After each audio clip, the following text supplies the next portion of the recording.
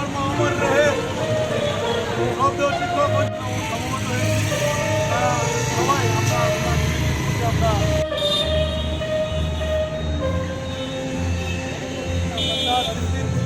নিবেদন করবেন আমাদের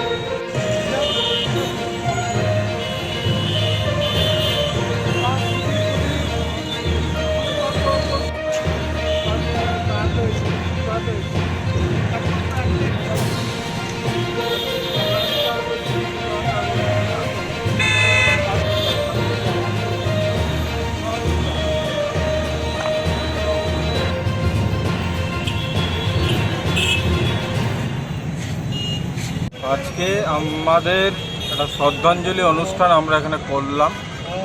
আপনারা জানেন আজকে ভোর বেলায় আমাদের সহসাথী সহযোদ্ধা অজিত দেববর্মা মান্দাই এলাকার ইউজিটি শিক্ষক ছিলেন। উনি হৃদরোগে আক্রান্ত হয়ে আজ প্রয়াত হয়েছেন। ওনাকে নিয়ে সংখ্যাটা দাঁড়ালো 158 জন। আজকে আমরা গভীরভাবে মর্মাহত। একদিকে আমরা বাঁচার লড়াই করছি, অন্যদিকে মৃত্যুর সংখ্যাটা দিন দিন বেড়েই যাচ্ছে। তাই আজকের এই শোকাহত দিনে আমরা আমাদের রাজ্যের শিক্ষামন্ত্রী তথা রাজ্যের মাননীয় মুখ্যমন্ত্রী, যিনি শিক্ষা দপ্তরের দায়িত্বেও আছেন, ওনার কাছে একটা আবেদন রাখতে চাই। যেহেতু আপনারা জানেন এখন আমাদের রাজ্যের বিধানসভা সেশন চলছে, আগামী দিনও থাকবে, তারপরের দিনও থাকবে।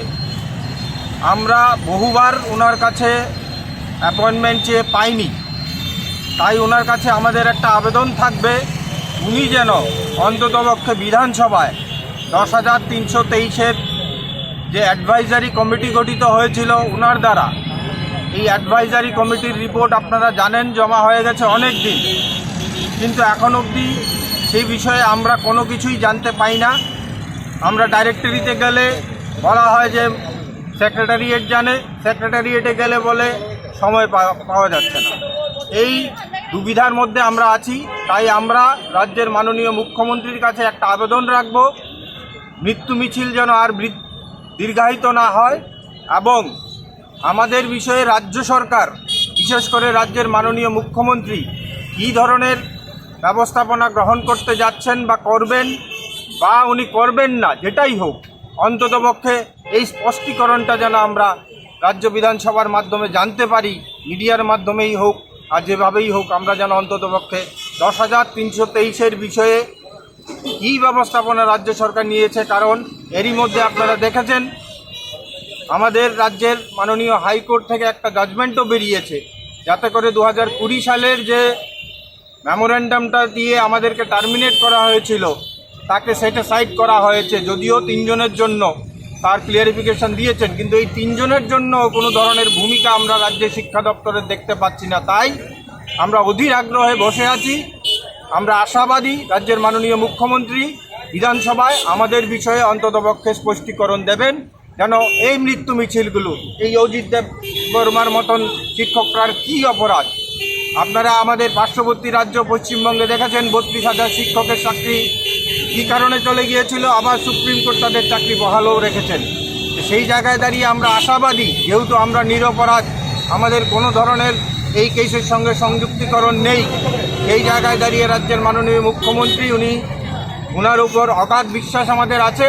উনি অতি সত্বর এই ব্যবস্থাপনা গ্রহণ করে রাজ্যের শিক্ষা ব্যবস্থার উন্নয়নের জন্য আমাদেরকে আবার বিদ্যালয়ে প্রেরণ করবেন।